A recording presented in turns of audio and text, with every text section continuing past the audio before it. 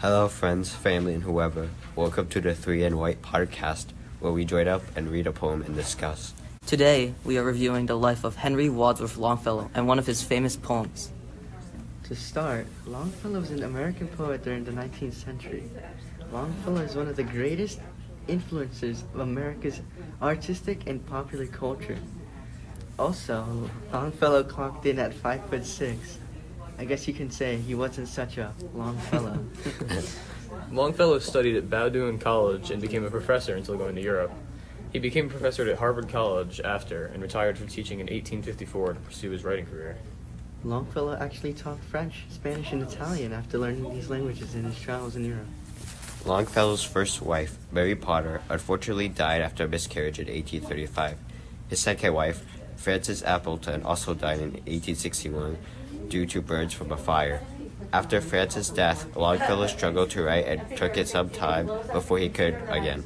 Longfellow died in 1882. His first major poem he published were Paul Revere's Ride, The Song of Hiawatha, and A Psalm of Light. He then went on to making poems on slavery, Voices in the Night, and ballads and other poems, until his final poem, the volume In the Harbor Ultima Thule, in 1882, a couple months after his short death.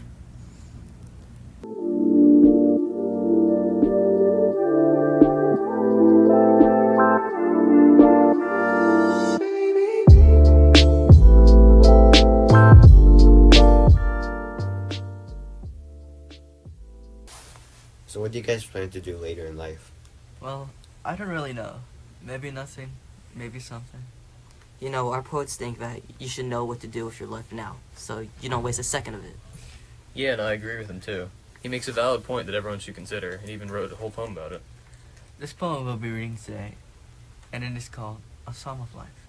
Longfellow wrote A Psalm of Life in 1838. This was a difficult time in his life, since he wrote it not long after the death of his first wife. It follows the theme that life shouldn't be wasted and you must act upon it while you still can. And now, here's the poem. Tell me not, in mournful numbers, life is but an empty dream, for the soul is dead that slumbers, and things are not what they seem. Life is real, life is earnest, and a grave is not its goal. Dust thou art, to dust returnest, was not spoken of the soul. Not enjoyment and not sorrow is our destined end or way, but to act, that each tomorrow find us farther than today. Art is long and time is fleeting, and our hearts, through stout and brave, still, like muffled drums, are beating funeral marches to the grave. In the world's broad field of battle, in the bivouac of life, be not like dumb, driven cattle, be a hero in the strife. Trust no future, however pleasant.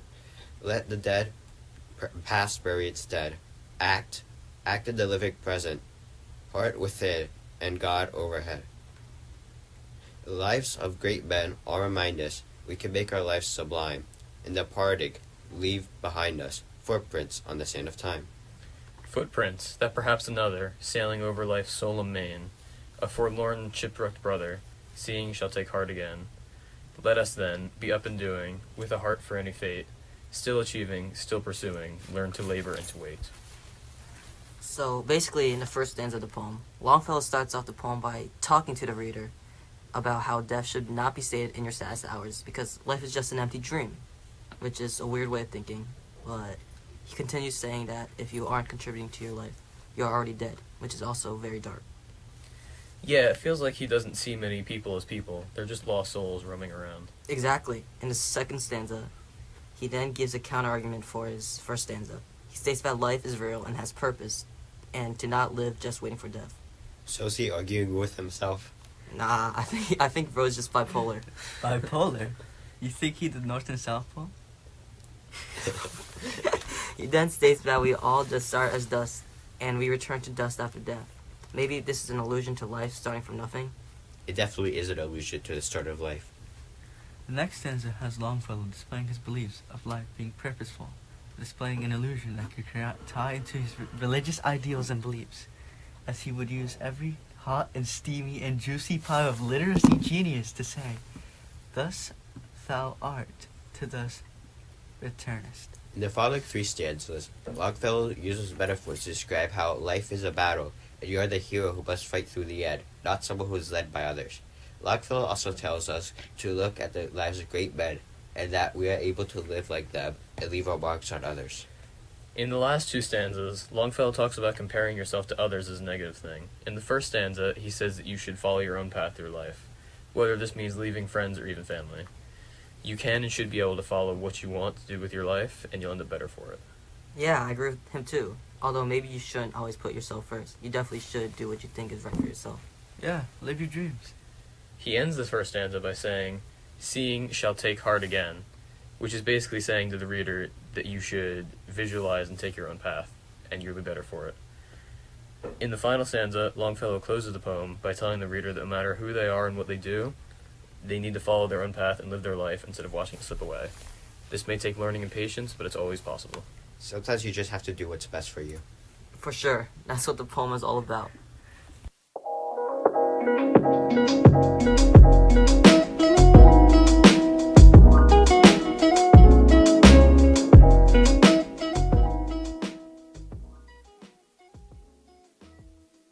First, let's do a quick recap of exactly what the poem is about. Well, starting off, the poet introduces his concept of living your life with the counter-argument. He talks about how most of the people of the world think life is meaningless and will live it with no motive. He then moves on to how this should change by saying that life is real and you may only get one, so live. He finishes that stanza by saying that grave is not your goal, but living a full life is.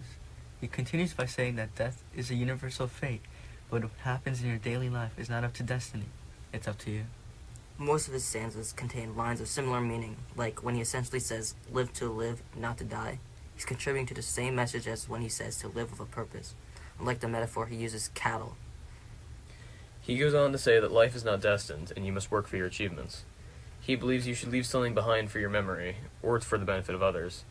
He ends the poem by giving a personal message. He essentially says to the reader, no matter who you are or where you come from, this is your call to get up and begin your life and work for greatness.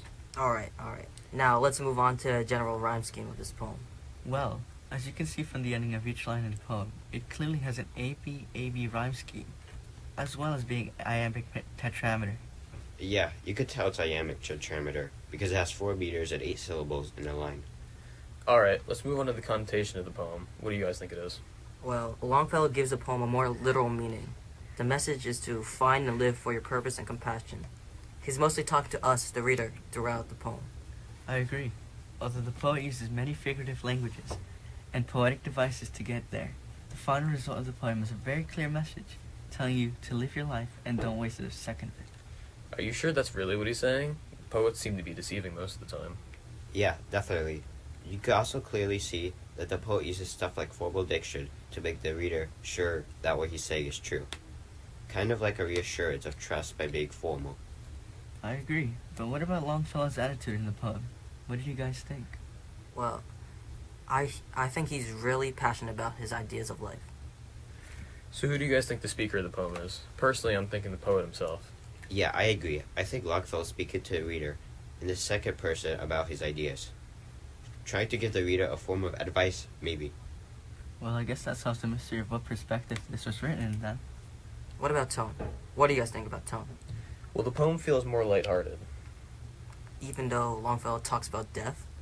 Yes, because even though it touches on the subjects of death, Longfellow tells us not to worry about it, as it will come for us when we're ready. I agree. Just like William Cullen Bryant and many other romanticist authors, Longfellow has more of a positive outlook on death, but wants us to live our own lives as well. And I stand by that. I've also discovered some figurative language that is seen in the poem. As you can see in stanza 5, Longfellow uses a metaphor, be not like a dumb-driven cattle, be a hero in the strife. Basically, Longfellow is mentioning how we shouldn't be followers, instead lead our own life and have some of our own passions. Oh, on the topic of metaphors, Longfellow uses a metaphor in stanza 7. And departing leave behind us footprints on the sands of time, referring to the flow of the world, and we leave behind footsteps in the sand to represent the past.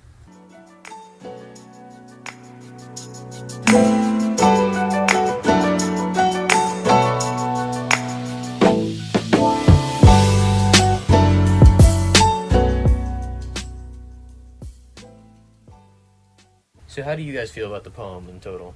Well, Longfellow's poem has given me a different perspective of life, as now my sanity is back. Agreed, honestly. Longfellow has certainly made his beliefs known to the readers. So thank you guys for listening to the 3 and 1 White podcast. Hope you guys enjoyed it. And let us know what poems we should read next. Make sure to follow along on our Patreon as we post monthly episodes of us reading stories.